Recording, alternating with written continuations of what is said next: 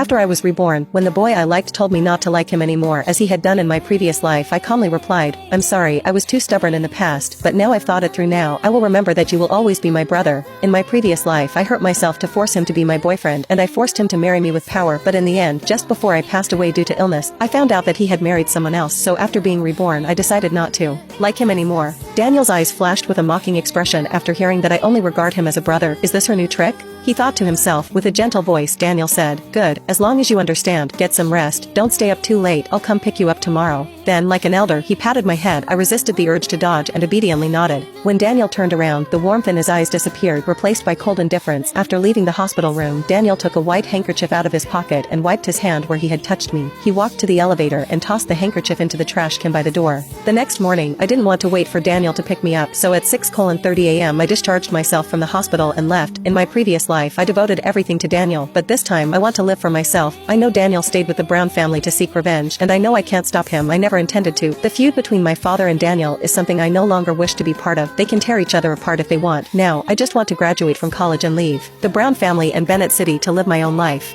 After an hour-long drive, the taxi pulled up in front of the Brown mansion. I opened the door, went upstairs to my room to rest, and my phone rang. It was Daniel. My hand trembled, and I dropped my phone. I didn't pick it up, thinking it might be better if it broke. When the call eventually ended, I picked up the phone and texted him, "Daniel, sorry, I forgot to tell you I'm already home. I was just about to message you." The message showed as read, but Daniel didn't reply. Instead, another call came through. I picked it up with a blank expression. "Hello, Daniel. Amanda, this is the last time. Next time, call me before you make any decisions," he said, his voice carrying a hint of anger, leaving no room for negotiation. "Okay, I understand," I answered softly, submissively. In our previous life, we were married for 8 years, so I knew Daniel well. He was a controlling person. Everything had to go his way, with no room for defiance, and I used to comply with whatever he said. Not long after I fell asleep, Daniel opened the front door and stepped into the living room. His sharp gaze swept around, but he didn't see the familiar figure. There was always a delicate silhouette sitting on the couch, watching mindless soap operas, but now, the living room was empty, and the coffee table was spotless, with no crumbs from the usual snacks. Daniel's expression dimmed for a moment. At that moment, the housekeeper, Riley Green, came out of the kitchen and asked, "Mr. Perez, have you had dinner?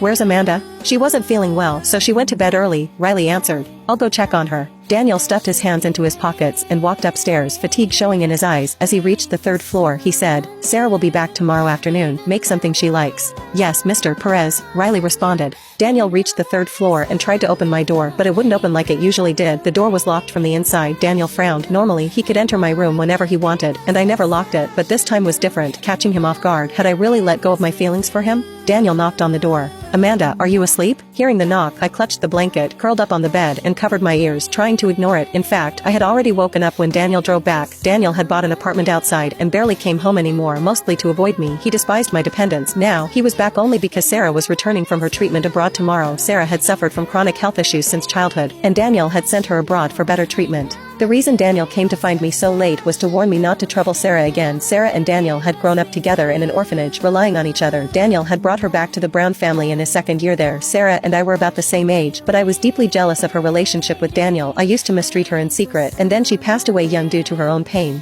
I can still remember that day. Daniel rushed straight into my room and confronted me. Why couldn't you just leave her alone? Amanda, why wasn't it you who suffered instead?" At that moment, I realized Daniel had truly resented me. The knocking on the door grew louder. I bit my lip. Daniel had never had much patience with me. If I didn't open the door soon, he might force his way in. I turned on the light, got out of bed, and opened the door. Pretending to have just woken up, I rubbed my eyes. "Daniel, why are you back?"